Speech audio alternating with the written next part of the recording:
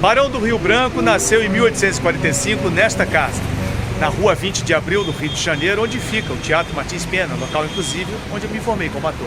Essa rua vai sair exatamente do Campo de Santana, em frente ao local onde foi iniciado Dom Pedro I na maçonaria, como vimos em programas anteriores, e o card está passando aqui em cima. Juca Paranhos, como era conhecido o futuro Barão do Rio Branco, é o primeiro filho de José Maria da Silva Paranhos, o Visconde do Rio Branco, que era diplomata e grão-mestre do Grande Oriente do Brasil. E logo após o nascimento do seu filho, Paranhos foi nomeado secretário-presidente da província do Rio de Janeiro. Em 1850, foi assistente do Marquês do Paraná nas negociações dos conflitos do Prata, diplomata com plenos poderes em Buenos Aires. Deputado pelo Rio de Janeiro, ministro da Marinha, foi também eleito Visconde e, finalmente, presidente do Conselho de Ministros. O filho do Visconde, Juca Paranhos, gostava mesmo era de história. Em 1861, antes mesmo de se formar, ele acaba escrevendo a biografia de Luiz Barroso Pereira, um famoso comandante da fragata Imperatriz. Ingressou na Faculdade de Direito de São Paulo e, em 1864, escreveu episódios da Guerra do Prata, publicando na revista do Instituto Científico sobre o pseudônimo X. Optou por terminar os seus estudos no Recife, em Pernambuco, concluindo em 1866. No ano seguinte, o futuro diplomata tirou a sorte grande, ganhando 12 contos de réis na loteria e escolheu a Europa para desfrutar o seu prêmio. De volta ao Brasil, em 1868, ele conseguiu uma cadeira para lecionar como professor de História no Colégio Pedro II, aqui no Rio de Janeiro.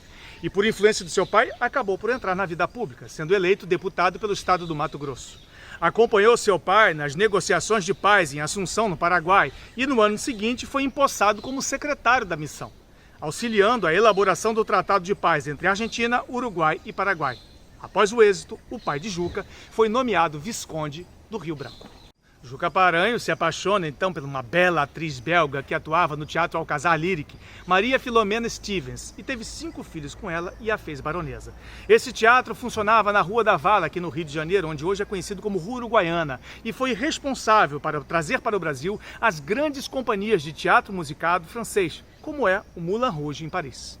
Em 1872 existiam 2 grandes potências maçônicas no Brasil, que era o Grande Oriente do Brasil, o GOB, e o Grande Oriente do Brasil do Vale dos Beneditinos, que tinham as suas lideranças respectivas, o Visconde do Rio Branco e seu antagonista, o político Saldanha Marinho. Acontece que ambas obediências tinham o reconhecimento da maçonaria portuguesa, que fora unificada em 1869. Sendo assim, os maçons portugueses sugerem aos brasileiros que fizessem o mesmo, e foi exatamente o que aconteceu. A primeira tentativa de unificação foi em 1872, sob o nome de Grande Oriente Unido do Brasil, o GOB. Mas existia um vaidoso impasse. Quem seria o grão-mestre? Como ambos tinham seu próprio líder, em comum acordo eles resolveram fazer uma eleição entre os 2 personagens, sendo Saldanha Marinho o eleito. E sob a justificativa de eleição fraudulenta, o Visconde do Rio Branco considerou nula a fusão. E Saldanha Marinho seguiu sendo o grão-mestre do GOB. Devido a essa confusão, uma loja maçônica com mais de 100 obreiros, chamada Estrela do Norte, resolveu sair do GOB e ir para o GOB. Porém, esse movimento foi rapidamente percebido. E no boletim do GOB de janeiro de 1873 já havia uma carta de protesto proveniente da loja Estrela do Norte, datada de 13 de setembro de 1872, negando qualquer intento de ir para o lado do Saldanha Marinho. O Visconde do Rio Branco, após o ocorrido e temeroso de perder uma loja com inúmeros obreiros para uma obediência concorrente, colocou o seu filho para dirigir a oficina e garantir a estadia da mesma. Em seu discurso de posse como membro efetivo do Supremo Conselho do Rito Escocês Antigo e Aceito, ele declarou: "É com maior contentamento que me vejo restituída à maçonaria brasileira, que me honro de fazer parte desde os meus tempos de estudante em São Paulo há mais de 41 anos. Em 1874, o futuro barão teve pouca participação na loja maçônica da qual foi eleito venerável mestre, pois o boletim de outubro do GOB, o texto da Estrela do Norte, diz o seguinte: "Sob o malhete do ilustrado benemérito irmão Dr. José Maria da Silva Paranhos, trabalha Augusta Oficina Estrela do Norte. Se os afazeres de tão ilustrado irmão não lhe permite ser assíduo aos nossos trabalhos, não só pelos inúmeros trabalhos que pesam sobre seus ombros, como legislador e escritor público, mas também pelos cuidados que um homem público exige da política e nas letras.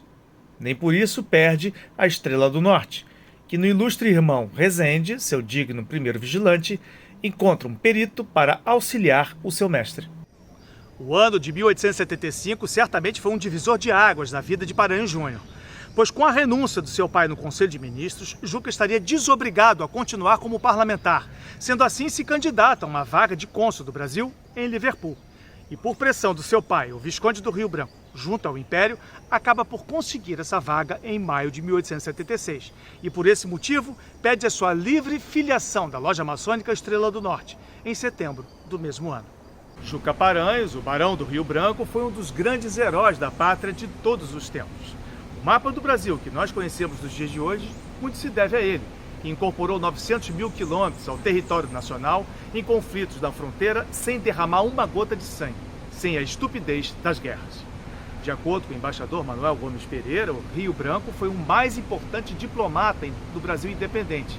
Ele é o patrono da diplomacia brasileira e aqui onde eu estou, no Palácio Itamaraty, é conhecido como a Casa de Rio Branco. E o maçom abolicionista Rui Barbosa o chamava de Deus Terminus das nossas fronteiras, pois negociou as fronteiras com a Argentina e Uruguai e também com a Bolívia, onde foi incorporado o Acre, com a Guiana Francesa, onde foi incorporada parte do Pará e do Amapá.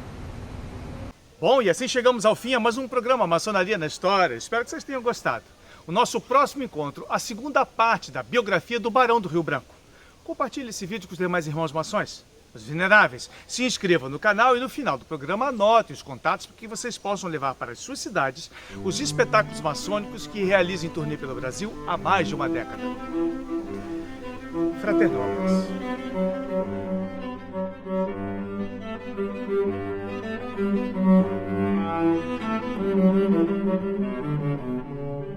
Thank you.